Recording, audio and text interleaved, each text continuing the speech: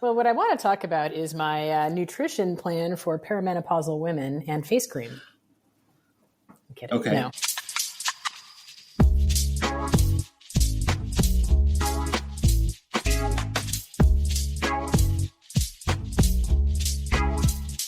Stacy, who the hell are you? Yeah. So, right. Big existential questions. Let's start there. That's true. No problem. That's fine. As a Gen Xer, that's how this works. Exactly. Right. Like if you aren't thinking these big thoughts, like what are you even doing? Right. So, at this point in my career, I've been working in the brand and interactive industry for about 25 years. So I have been a VP of strategy. I've been a director of UX. I'm currently a brand and digital strategy consultant, working with other agencies and clients. But I I didn't start out this way. I was an English major, right? In the 90s. Excellent. We didn't have the internet. Excellent. We barely had email. And as I was kind of finishing my undergrad, the internet was becoming a thing. You could do a little HTML coding and, Emacs, for you who remember how to log into Unix and use Emacs.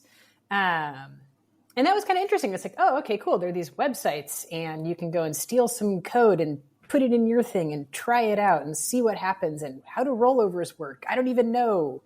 Let's snag that and put it here. And so I was working on my undergrad thesis and really interested in how we, mess around on this newfangled internet thing. And it kind of collided with interest in how we create visual meaning via like semiotics and just symbols and form and meaning making. So kind of this weird world of, my poetry focused thesis, the dawn of the internet, being pretty engaged with some local bulletin board systems like, BBSs back in the day, chatting with folks around town. And it's like, how does this whole internet thing work? Like, how are we creating digital experiences and making meaning? And like, what is this brave new world? So like you do after you get an English degree, you go to art school to become a designer. Cause you're like, I don't even know how graphic design works, right? Like Photoshop didn't have layers. Well, it had one layer. Right. You had a layer you could erase. The technology was pretty terrible. Web design wasn't really a thing. So it's kind of like, I don't know, maybe album covers would be cool to design. Albums aren't really a thing, right? How much changes? So, going through the process of learning how to be a designer, understanding how we do make meaning, how to create and shape and reshape forms to express and connect with folks.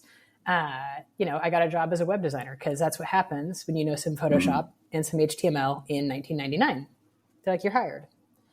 And somehow I ended up being in the interactive side of the industry for the first 15 years or so of my career. UX wasn't a thing. Literally, we didn't know we were making. I used to teach at the Art Institute when it used to exist, and PNCA and PSU. And it's like, I'm sorry, you guys, there are a lot of things about the way UX and UI design works now that are just based on kind of some haphazard decisions we made 20 years ago, right? The logo just kind of has to be here in left to right reading countries, and these are just some norms we've created. But we didn't know what we were doing or what we were making. It was like this giant experiment, right? Like in my first design job, it's like, hey, design a website for Wesco Boots. It's kind of like another local version of Danner at the time. It's like, what does that mean? To make a website for a boot company? Like, who goes to this website and what do they do here? Can they buy? Is e-commerce real? So, we used to have to convince people they needed a website. And that was like half the sell was like, no, you need this. Trust us. A website's going to really matter for you. Now Squarespace runs ads like a website makes it real. I don't know. Anyone can make a website. Is it real? So, through messing around and making a lot of bad decisions and then making a lot of bad Flash websites, like we all did, right? You come to understand there's this thing HCI, human computer interaction, right? And you're like, that sounds really technical. And no one teaches classes on that unless you're in computer engineering. If you're someone who's designing websites, there's nowhere to go to learn about how to make good decisions for website users or think about them as people or their needs. You're just making stuff up. So, I got involved in some of the events for the local CAIFU, Computer Human Action Forum of Oregon group. This is, again, 20-something years ago. Just like, wow, what is this thing we're all doing, right? You read Donald Norman's Design of Everyday Things, and you feel super empowered and angry about doors all the time, right? And you read Stephen Krug's Don't Make Me Think, and then you read Alan Cooper's About Face, and you start to learn a bit more of like, oh, wow, there's a whole psychology behind how we create digital experiences that are useful and usable and resonant and valuable. And there are a lot of different kinds of them, right? So like as I progressed as a designer and got more invested in like, well, how do we make this suck less, right? Like this Flash thing is super fun, but what else can we do? I dug deeper into just UX learning and thinking in my own progression as a UX designer, and kind of ended up in this world of like, oh wow, we really need to understand who the heck these people are. Why are they here? What do they want? How do we make this easy or fun or interesting or valuable? So it's a pretty long way from writing a critical theory thesis on epic poetry to doing what I do. But I feel like the progression is really like, how do we convey and create meaning? How do we connect with others? And this digital experience is just another medium in which we swim, right? It's real. So what do we do with it? And how do we make it better? Yeah. Yeah, I'm not sure what the difference is between poetry and web design. Beyond, you probably don't care as much if people don't get the poem. And you probably do if they don't understand the design. Yeah. But yeah, it's so I'm actually curious. Tell me about the epic poetry, because I also have, and I mean, it's technically a liberal studies degree, but it's an English degree with an emphasis on creative writing, including poetry and stuff. So I'm curious about that. Yeah. So, I actually never went down the creative writing path. All of my creative poetry writing was saved for high school, writing lyrics for friends' bands, like you did when you listen to The Cure all the time and then you create songs for them. I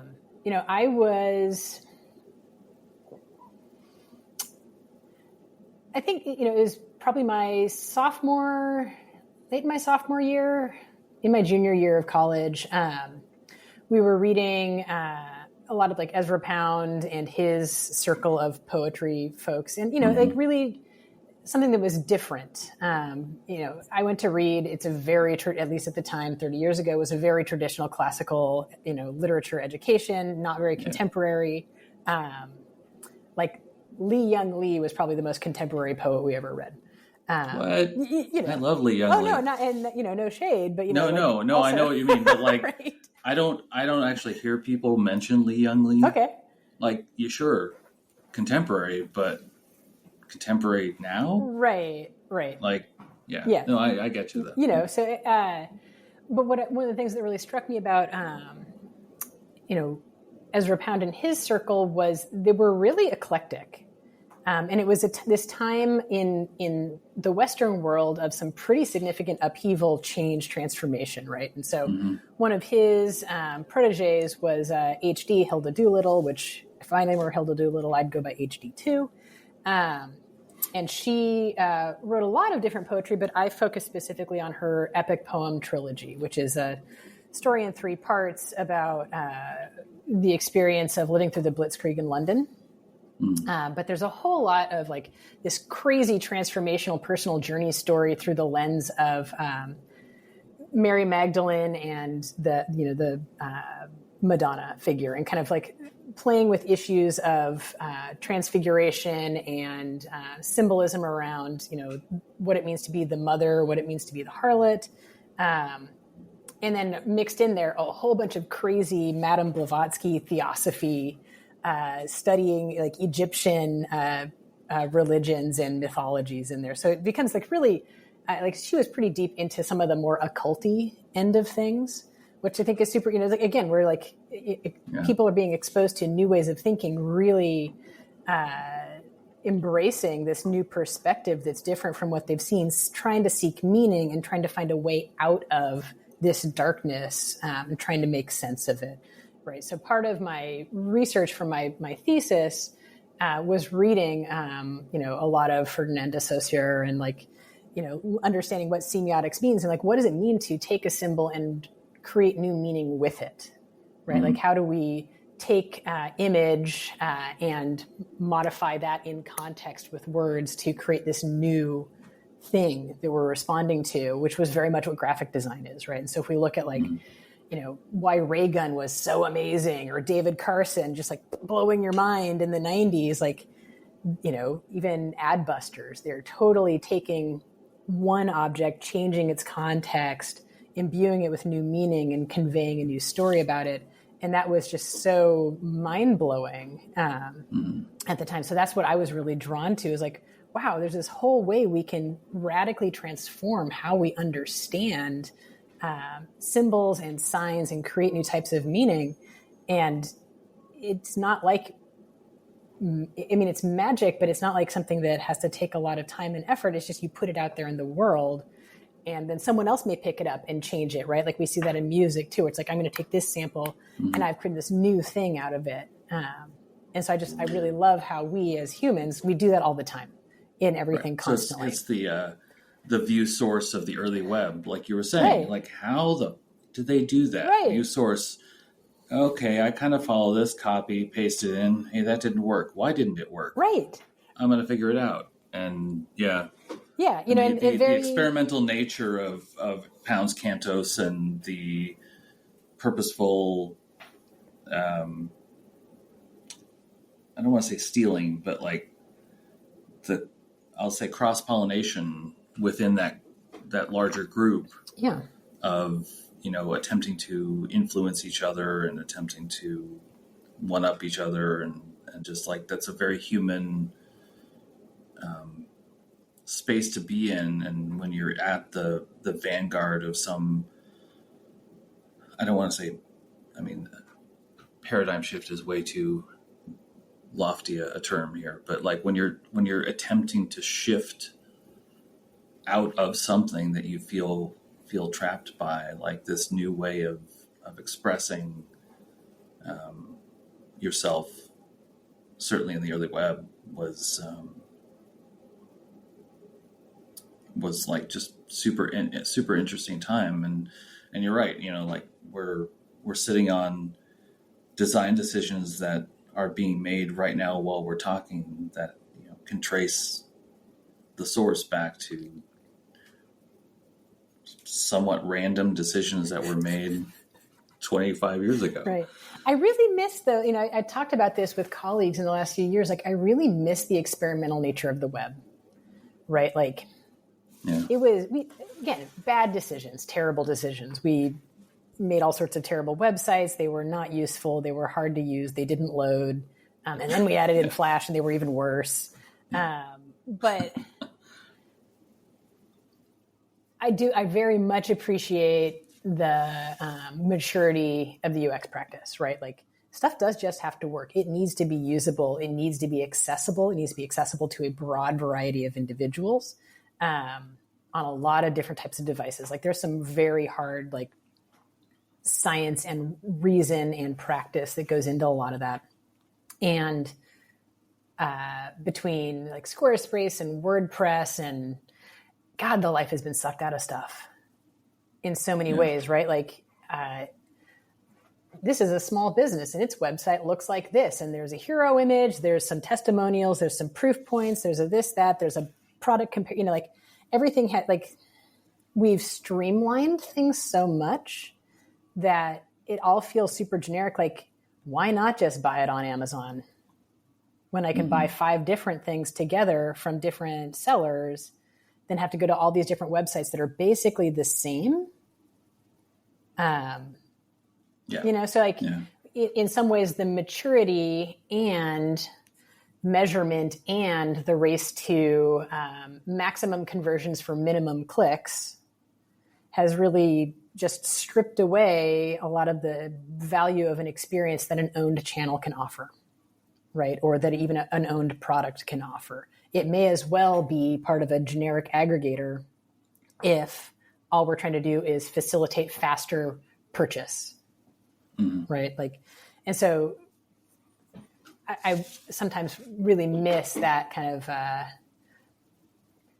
Wild West spirit of like, I don't know what we're, like how could this be? And I think part of it is, my experience work-wise isn't really on the product end of things, right? Like I've done a lot of owned channel websites for a broad variety of types of clients, where there may not be a there other than it exists, it has information, it engages people, it brings people back, right? Like some of the work that I've done for Nike for their purpose organization or for Nike skateboarding, like it's not about buying anything, and that's okay. Right. And so there is no, let's streamline this. Like, yes, make it usable, make things findable, make the information architecture really clear, but also it has to be evocative and emotive and compelling. And that's a lot about the content for sure, but the overall experience doesn't drive to an endpoint of conversion, right? The belief building narrative is the point.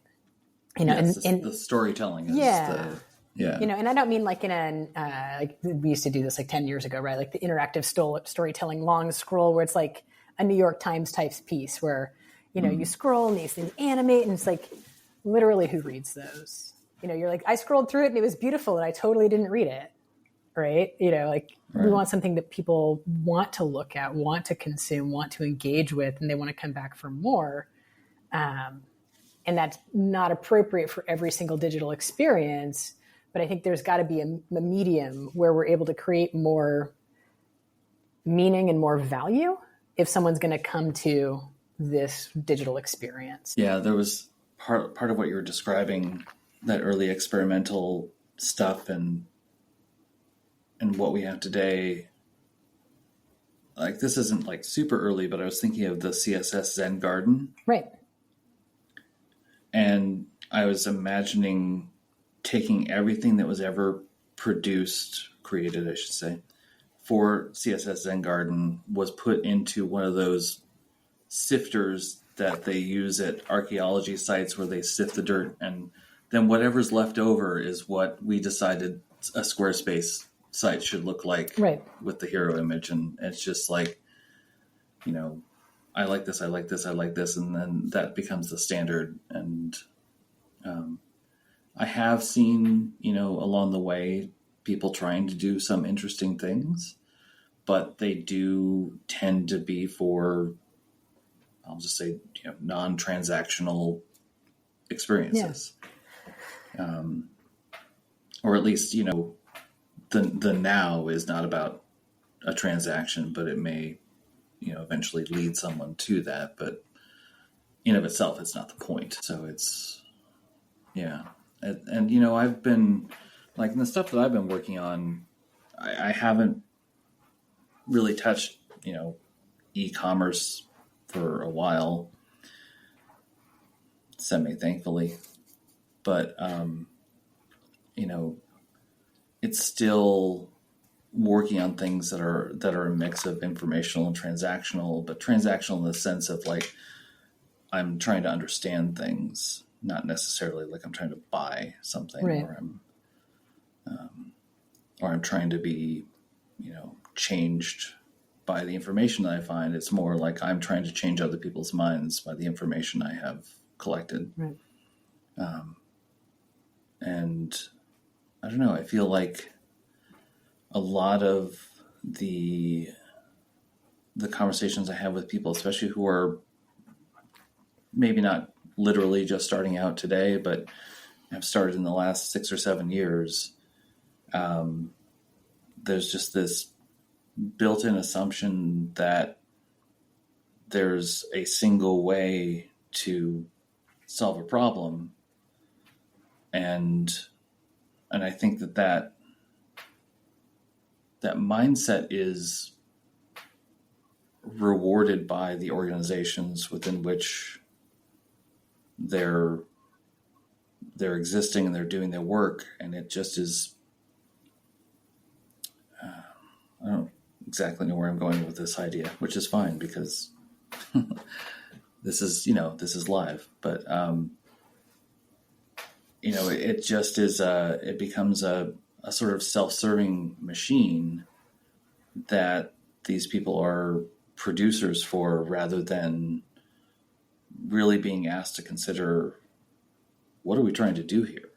And I know there are people who do get the opportunity to do that kind of work, but it feels like, in this pursuit of profit at all, not at all costs, because we don't want cost, but in this pursuit of profit, we've lost this aspect of art that I still think has a place in everything that we do. Well, I think, a couple things I've observed, especially as someone who's hired a fair number of UX designers in the last few years, is how you came to it and how you were trained into it really makes a difference, right? And, I don't want to knock all boot camps, and they are for-profit entities that have a point of view. They're trying to jam people through a program in a really quick time period. And they're teaching you some on-the-job skills, right? Which is radically different from when I was teaching at, for example, at the Art Institute, teaching art direction for the web or some UX classes where they were design majors trying to learn about how to do interactive, as opposed to UX. UX major wasn't really a thing unless you went to Carnegie Mellon and you were in the interaction design program, right? And let me tell you, their job applications and resumes are pretty radically different, right, from people who are going to UX boot camps. And so I think people are trying to come out with the maximum amount of job skills, which is great. But man, those skills are fleeting and limited, right? A few years ago, my last job, we had a long-standing client relationship with Adobe. And this is back when they were trying to get everyone to convert to Figma, right? This is 6 or 7 years ago. And they did a creative jam stage at XOXO Festival and invited a few people from town in Portland here to speak, at their creative jam stage. And they wanted to talk about, what tools you use as a professional, right? And so, I'm creating this presentation, and I'm doing it while I'm on least interesting aspect. I know. Yeah. I'm doing this on a flight from Portland to Miami and back, right? We had a client that wanted us to do a 90-minute presentation on a Thursday in Miami.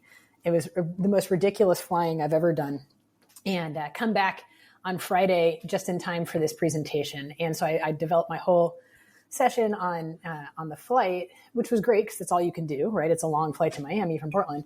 And, originally I started thinking about what tools do I use? And my God, I have forgotten how to use more software tools than most people need to learn how to use today, right? I used to teach Flash. Flash doesn't even exist anymore, right? All these tools that I've had to learn, Sketch is the most recent one to die. InVision, gone, all these things. And those are fairly contemporary.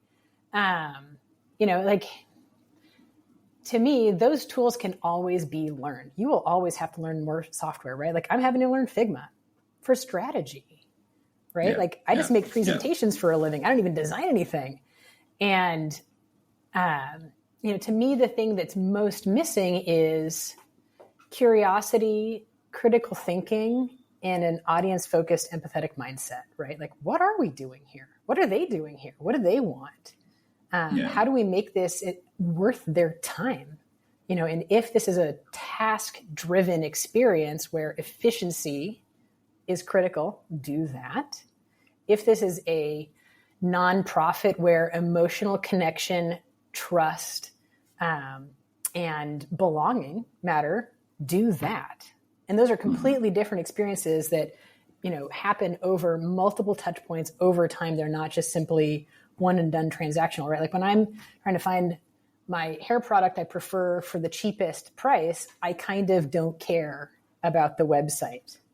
I don't care what else you sell. I just want to know. As long as you can actually buy it and expect it to be shipped to you and get it. I want to get it, and I probably want to pay less for shipping if possible. I prefer not to buy it on Amazon if I can. But it's literally transactional. Don't care about your company. But if I'm working with a nonprofit, I'm like, who are you? What do you do? Are you good? Where does the money go to? What is your vision? All that sort of stuff. And so I feel like we're at this weird spot in the maturity of UX where it's a thing, it's a job you can go to school for it, and then you can get this job. And somewhere lost in the mix is the art and the human connection part of it, where it's not just taking these Lego pieces and putting them here. It's like, is this Legos? What if this is actually an erector set? What if it's none of the above? Right. And I know that a lot of folks, especially in their roles, don't have the opportunity to ask those big questions. The clients don't want you to ask, right? The clients may say, this is the brief, build me this literal thing. And that's a job, and that's fine, right? But I think that we miss out a lot in the sea of sameness when that's what we're providing to people. We reduce the potential of our own impact. We commoditize the skills and the experience we bring. Because you will end up with clients who are like, why can't we just do it on WordPress? Why can't we just do this on Squarespace? It's like, because you have a large amount of content with a pretty unique audience experience that requires a pretty custom CMS and also a very unique way of presenting your information. Yes, I understand Google's AI thing is mostly going to, when people search something, it's going to suck your data and give them that nice generative AI result. You still have to have content here. And it still has to be searchable, findable, quality. And when people want to click through that link, it needs to be good on the other end. Otherwise, you're going to stop ranking, right? So your website, the experience of it, the quality of it, the value still matters, even when search engines are trying to maximize the amount of time you spend there and not over here. So I'm curious, when we're going to get to the next phase of training and maturity of UX, where it's like, okay, it isn't just about following rules and best practices. It's also about asking bigger questions, creating unique experiences that follow 80% best practices and 20% intentional friction. Yeah. Yeah. It's, you've said client a couple times, and I'm also thinking in terms of internal clients, like people in product management positions and things like that. And my perspective is that they don't want UX people asking those questions. They really want producers to just do shit, do what I told you to do. Don't ask that question. Stay in your lane. This is my stuff. I know that it isn't the only way that things are happening, but I really feel like, especially with the layoffs over the past 4 years, it's just been a real opportunity because these companies are looking for some form of stability, to really lean into what's the least inoffensive way we can present this information so that we can be the most bland and serviceable, and not stand out too much, because we don't want to rock the boat. And I think when people with certainly our background, or who've been doing this for a while, or have had the opportunity to, have product management partner with them, or even step out of the way and say, on those rare projects that I've been on where they've said things like, people have meetings, go find out about that. I'm like, that's too broad. It's too broad. We got to narrow that down.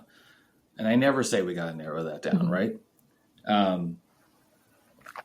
So it does happen, but it's just it feels like it's so rare, and it just becomes a missed opportunity for people's careers or interesting things to work on or interesting ways to sort of express their own way of viewing the world, informed by the things they find out about the customers and what they need. But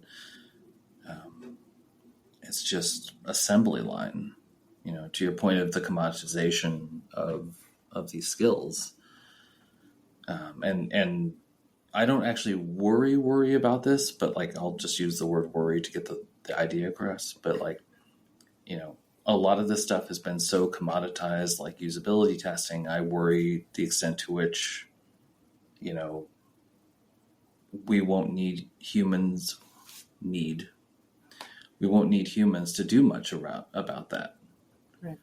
And I still think we're very far away from a computer and an aggregate system being able to say, here's all your usability problems. Right. Because they're terrible. Right. And they're going to remain terrible for a very long time.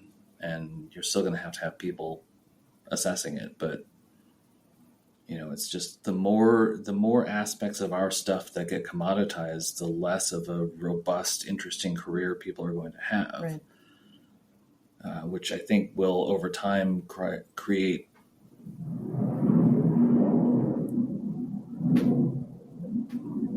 the fighter jets are out. Oh, you must also be in Northeast because it's coming to me next. Yeah. Okay. Yeah. It's just warplanes, everybody. Don't worry. I know. I grew up outside of Tacoma, so I'm very familiar with regular Air Force. Yeah. Yeah. And I find it to be such an odd place to be in, given how, going back to what we were talking about, how we started and how things were still unique. And I think that they could be again, but it's just that who has the appetite for that exploration right now? Right. And I'm curious about who that is. I mean, my experience over the last decade or so has been honestly nonprofits for sure, right? They have a unique story to tell. They also have no money, but man, they really want to do that work, and it's meaningful and valuable to them. And it's so high impact when you do it.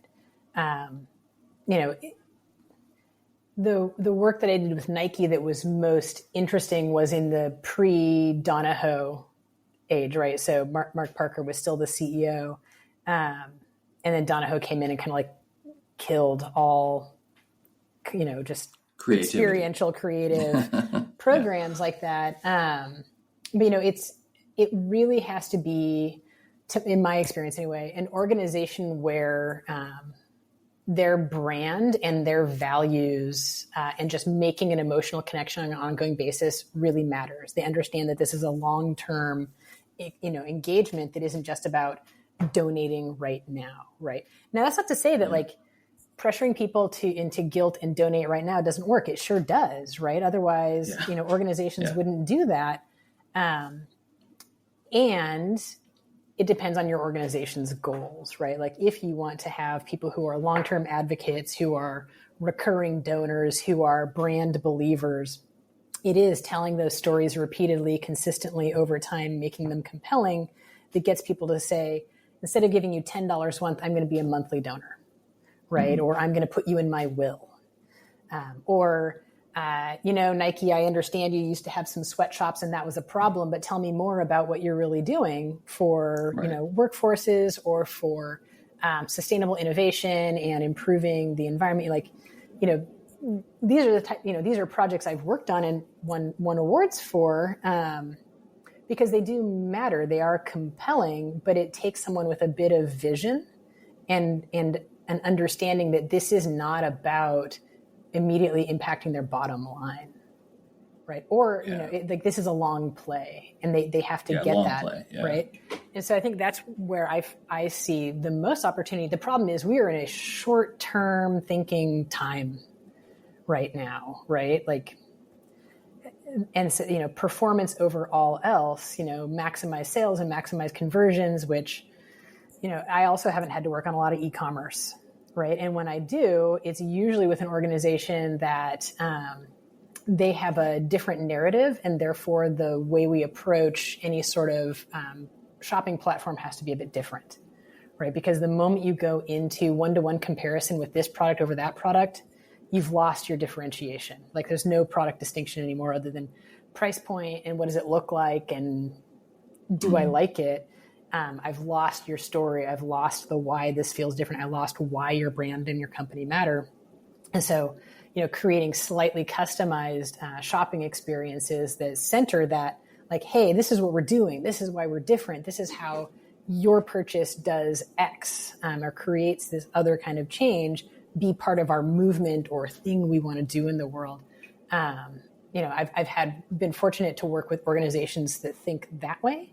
But again, it's a bit of a longer play because you're trying to say like, hey, we're doing something a little bit different in a dusty category, or, with Nike skateboarding, we actually primarily want to sell to you in a skate shop. We don't really care they care if you buy online, but that's not like they're like, the culture happens in the shop and we want to focus there because we understand skaters. So, I think it also has to be an organization or a business that understands what drives their audience and what frame of culture they're operating in. So they can say, like, we're taking a risk because we know it's going to pay off. It might take a couple years, but it's worth it. Because if we don't do it, we don't show up the way we need to. People are comparing this small nonprofit to that small nonprofit. And they're like, I don't know, I'm just going to give money to Heifer International. Like, because they seem safe. And I recognize the name. Right. And they've got tons of money and they do lots of advertising. They've done tons of promotion and they have high saturation, even if giving to this other less known organization may have a greater impact in an area you care about. Right. So, but I think, the flip side of this is, when you're talking about like product managers or product owners, like that's a different thing, right? Like, any app you have, you use it regularly. Probably, right? And you want to make the product most effective and efficient as possible. It is transactional. It is, something you use probably daily, multiple times a day, right? Like I use the Weather Channel app a lot, probably more than is normal for most people. And when they start changing the interface, like they change the way they display the wind direction from, instead of just saying the wind direction, they're using an arrow to indicate it's coming from this direction. I have to think about it really hard. Like, is that from the Northeast or is that from the South? Like, just tell me. Right. Why give me this compass? Like, you made it really hard. Back to the semiotics thing. Right. Like I understand that you're using this skeuomorphic device to convey information, but you actually just made it hard. Yeah. And I would like to know, if I'm going to ride my bike out toward Troutdale, is there a 25 mile an hour headwind? Yes or no? One of the first like proper studies I ever did in my doing this work, and there's no surprise in this, but whatever, I did it anyway, was basically like usability of icons versus words versus icons with words. And icons with words won out because the icon tells you where to look, the words tells you what it is. And I mean, I'm oversimplifying, but right. And it's that, like we're going for this level of abstraction from meaning because it looks cool, but now we've separated potentially too far, and we're now making you have to figure out, like, what does this mean? What are you trying to tell me? Right. Where a couple of words would have sufficed. Right. Well, and I think, I kind of go back to, thinking back to Alan Cooper's About Face, right? Like the idea of like beginner, intermediate, and domain users, right? Like most of us and most of the things we interact with are basically beginners to maybe perpetual intermediates, right? Like we know the interface of Chrome really well because it wraps the other sub interfaces we deal with all the time. But we aren't expert users of all the little sub interfaces. So every time we get this like weird new like icons instead of words, or, because the words are too long, So we want to use icons to shorten it because the design looks better. And then we got to think about mobile, and then we don't want to stacking navigate. Like there are really good reasons, and I understand all of those. But we do make it harder. We have to design in German too, so we're going to use icons, right. instead of words, right? Because French is too long. Sorry, yeah. We're going to use icons, but it's good intentions, and because people aren't intermediate to advanced domain users, they don't know what those icons even mean, right? Like when you're someone who uses Photoshop all day, you know what the dumb little icons mean. They have literally no meaning, like the lasso tool. Like what even is that? But it's like, I know where it is and I know what it is and I'm fine with that. But the on-ramp for using that icon-based system is hard, right? It's really hard. And so it's like, finding that, like, where are we meeting our audiences? Is this something they do every once in a while? Make it simple. Make it easy. If this is something they use all the time and like efficiency of real estate is really critical, great, because they're going to learn your weird visual system, and that's fine. Yeah, right. But there isn't enough consistency for there to be a global visual language, around how icons are used. I mean, sometimes it's a floppy disk to save. Sometimes it's a cloud with a down arrow. Sometimes it's a cloud with an up arrow. Like, does that mean download? Does that mean save? Does it mean like, where did it go?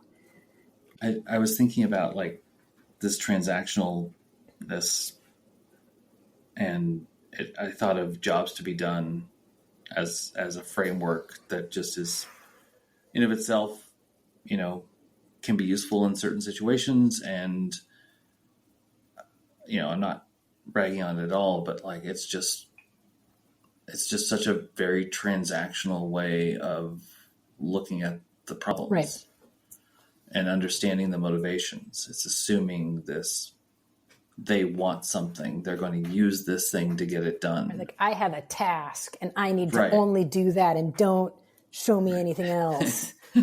Yeah. And, and life won't interrupt them at all. Right. So, but yeah, it's like, and then I was thinking also about like the frequency of use, where you can lean into things that are maybe a little less usable.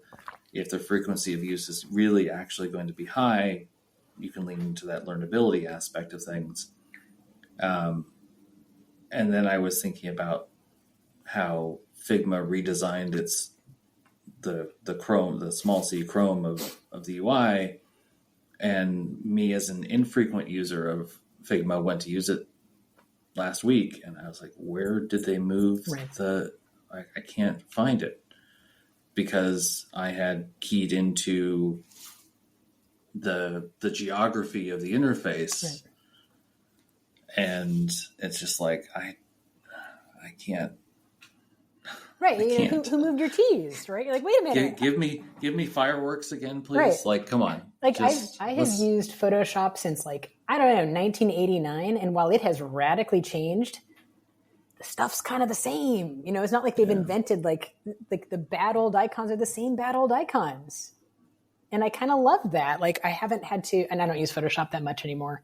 But, when I do go back, it's like, okay, there's a little bit of comfort zone of like, some of my stuff's still here. What are these new things? And so I think, one of the things you bring up for me is like understanding the context of use, like literal context is so important, right? And like this really came up for me early in my career. I was working for a company that did e-learning training. I was working on projects for HP, right? And the work that we were doing was HP computers and printers training, consultative selling trainings for people who work like at a Best Buy, right? Like this is additive to their role. Like if you work at Best Buy on the floor and you go do these trainings, you get blah, blah, blah incentives, right? You get to win cool stuff. It's, whatever that is for completing the work. And so we're doing these Flash-based e-learning modules around like why to pick the HP PhotoSmart photo printer, blah, blah, blah, and all these things, and how to upsell and cross-sell it to people on the floor. And, you're kind of making your decisions because you're getting your brief from the client, you're working with an instructional designer, you're creating the content, you're doing the interface, you're bored with HP's visual language and chiclets, and you kind of want to change it up a little bit. But what was really transformative to me was, oh, people are using this like in their free time. Right? They're not being paid to do this. They're not given time in a room at Best Buy to do it. They're doing it at home.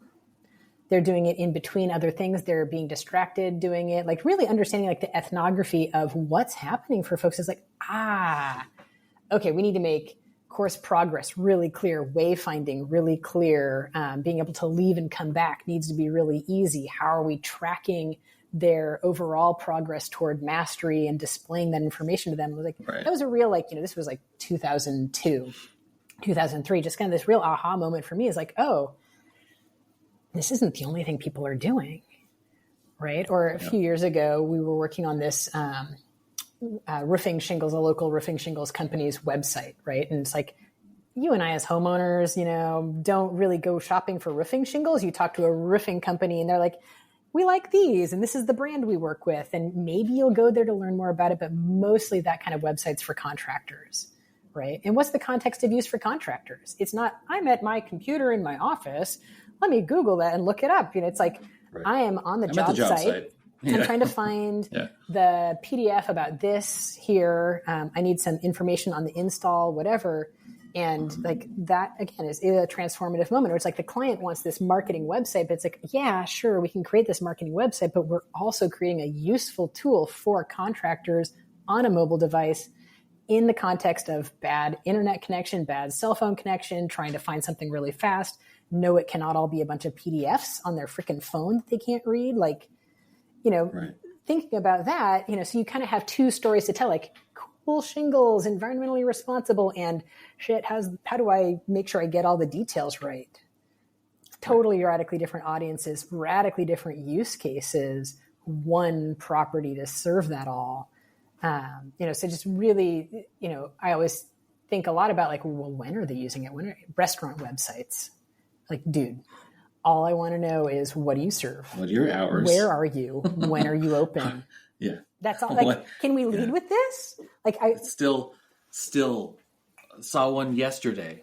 Where are the hours? Can't find them. Right. Like, when will I come here? And it's like, the photos are beautiful. Cool. That's great. What do you serve? What is that? Where are you? When are you? Like, I'll get to the photos later. Allergy information. Right. Like if I'm out looking on Google Maps or something right now, like, hey, the place we were going to go to, it's a 2-hour wait. What else is around?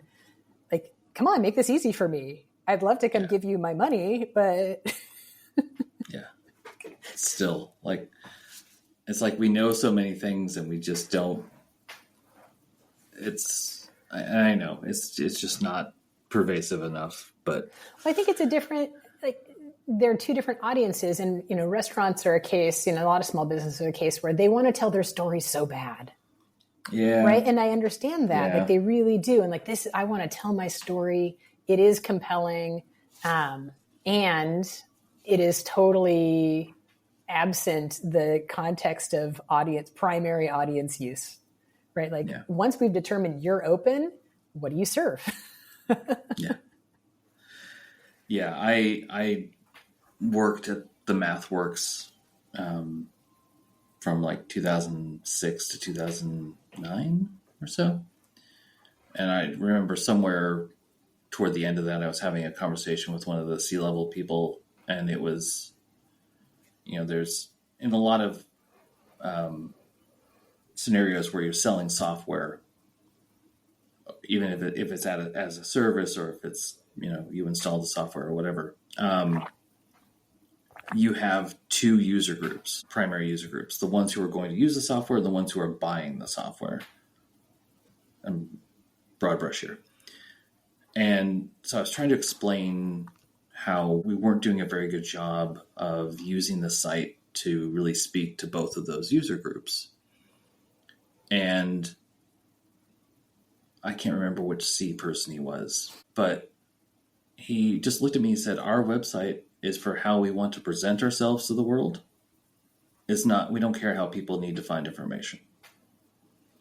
And we were talking about the restaurant thing, and you said about how they want to tell the story of how they started. And I was just like, oh, that's exactly what it was. It was just thinking in terms of, he must have been the chief marketing officer, thinking in terms of, we have a story to tell. Right. And that's what our focus is. This website is a brochure. And it doesn't matter what people need to get done. Right. And I'm just like, what? Right.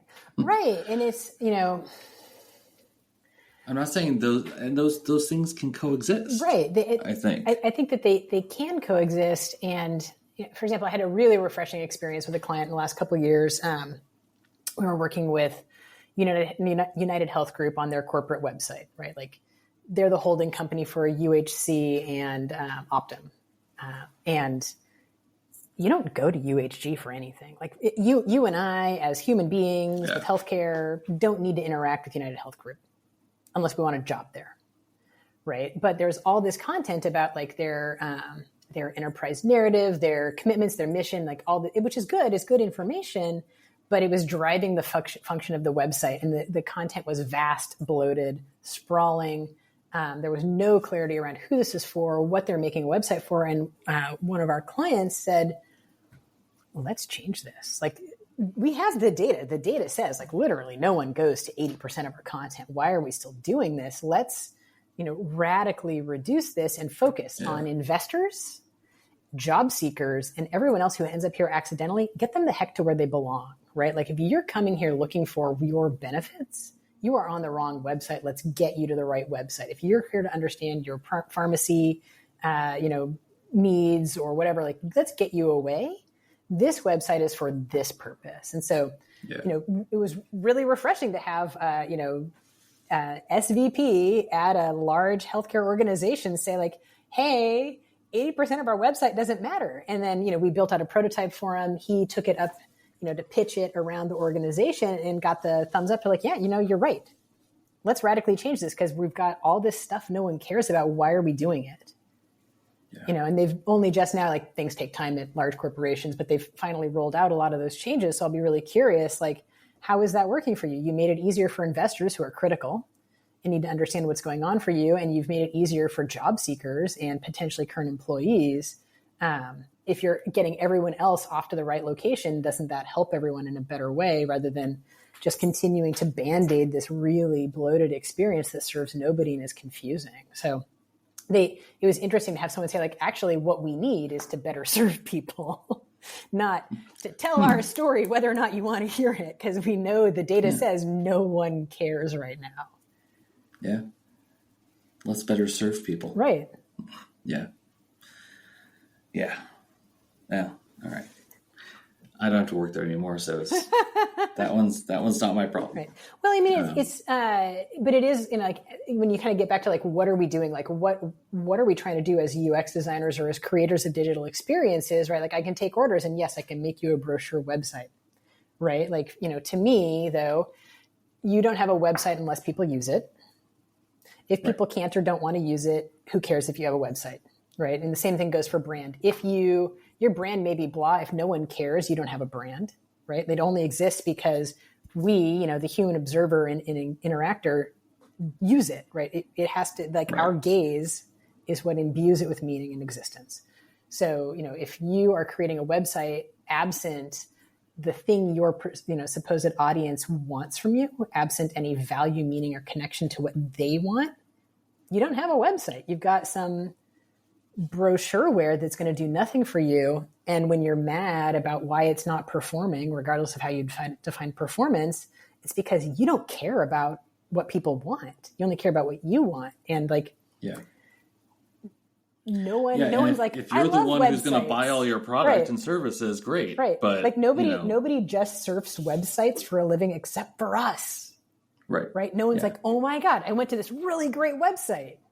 No one says that. Like, literally in my career, I've never had anyone other than someone in the industry be like, look at this cool website.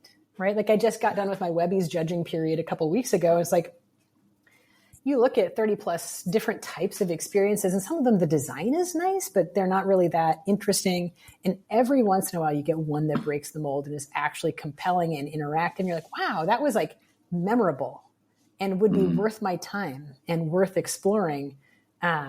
And most of them really aren't, and so I have to wonder, like, if this is the best of the best, or what people hope is going to be the best of the best, like, 1% make it interesting, and the rest of it is completely, who cares?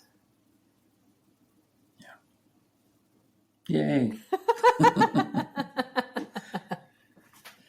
All right. Well, let's shift gears.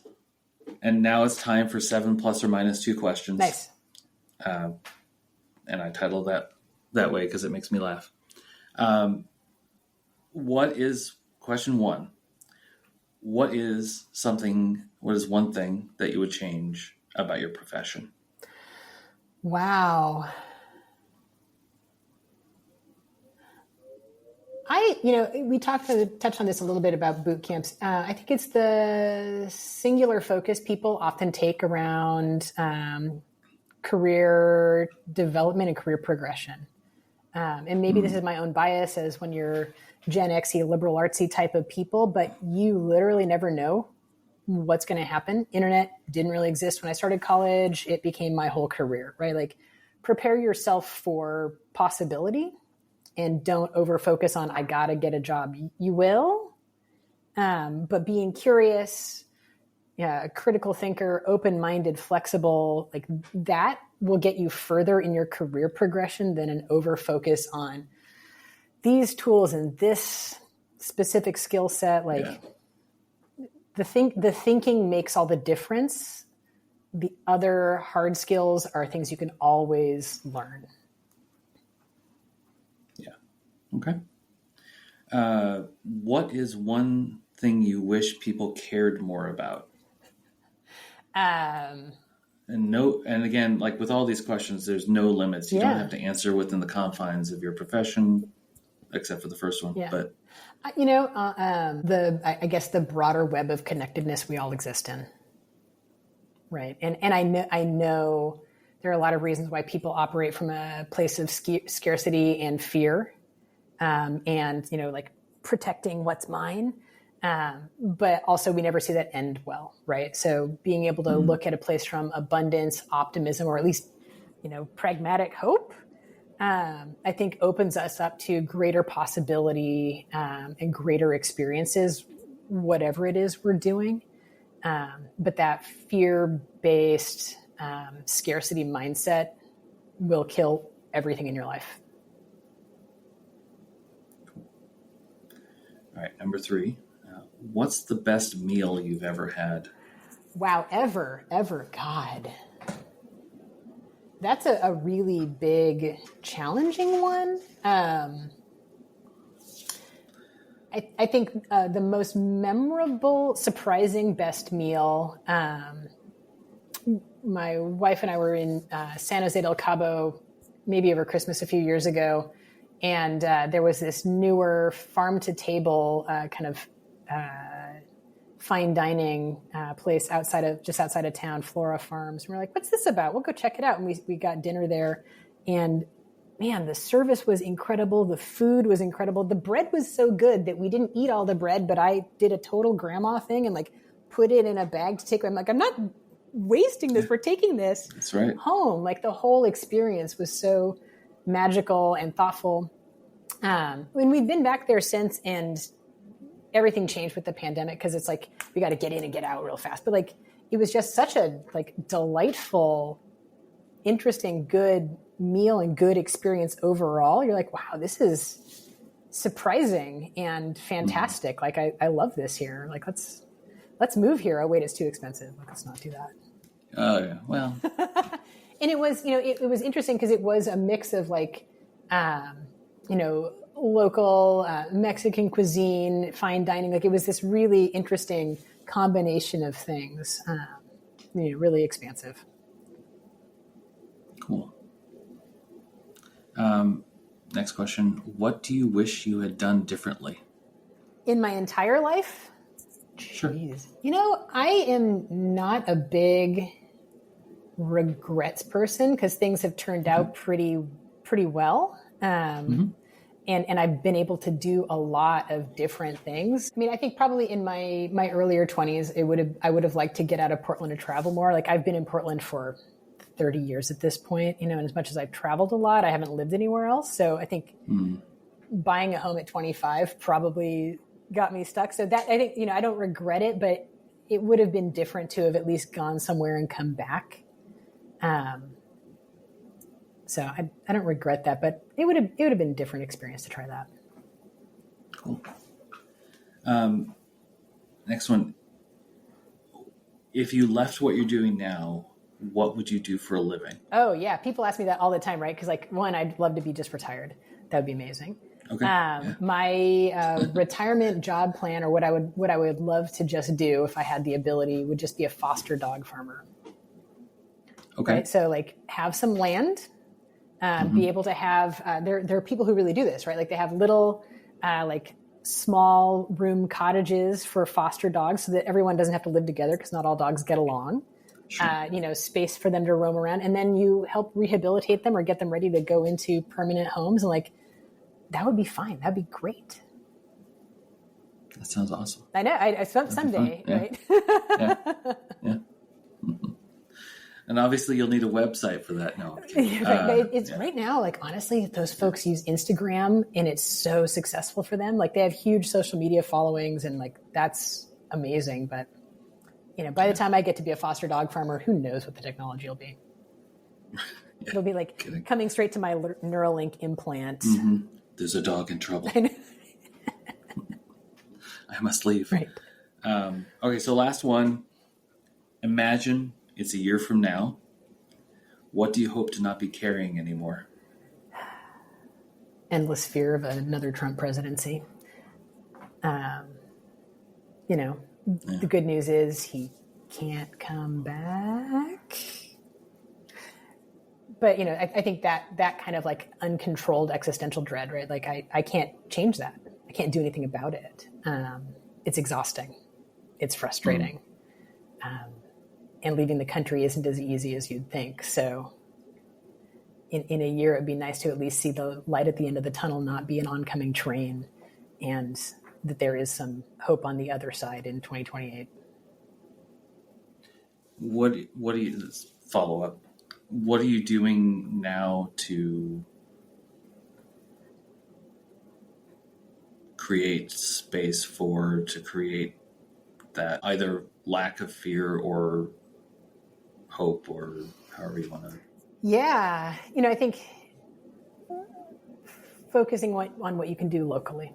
Right. And so, like remembering that, like when I look at local elections in Oregon and in Portland, it's like, oh my God, like actually things are pretty progressive again, and I'm shocked. Like there was a time when I thought, wow, we're going to go hardcore law and order. Let's lock up all the homeless people and do endless like really cruel, inhumane things. And it didn't. We actually elected 3 Democrat Socialists of America to the city council, right? Like as a state, I feel like things are generally moving in a good direction, even though if I leave Portland, it can be a little Trump sketchy. It doesn't feel super safe in small towns, especially as a cyclist out there, with trucks. They want to run you over and show you who's boss on the road. So remembering that, like, okay, in our bubble, here we are again in the Portland bubble, like things have come so far in the 30 years I've been here, right? Like I moved here on the heels of Lon Mabon and Measure 9. I was just thinking about the OCA. Right. Literally just thinking about that. Like I was protesting the OCA in college, and now I'm married to a woman, right? Like things I literally never thought would happen. We have a gay governor, right? Like, so there, I remember like, okay, progress is happening. Things do change. It does take time. We do go backwards. And every once in a while, people don't get what they want. They do, decide that certain people can't be in government actually. Right. So just remembering like, okay, within the scope of what I can control, what can I do? Because it's easy to get so overwhelmed by just like the ridiculous, hopeless impossibility of all of it. Right. And maybe not focusing on big existential questions like, who the hell are you? Right. He said, bringing the conversation full circle. Cool. Well, thank you for chatting with me. Yeah, no, I enjoyed our conversation. I know this didn't go where either of us expected, but it sort of dipped its toes in the usual stuff, but that's fine. I love that. Thank you. Yeah, cool. I hope you get to enjoy some of this chilly, windy sunshine. Yes, I will. I will.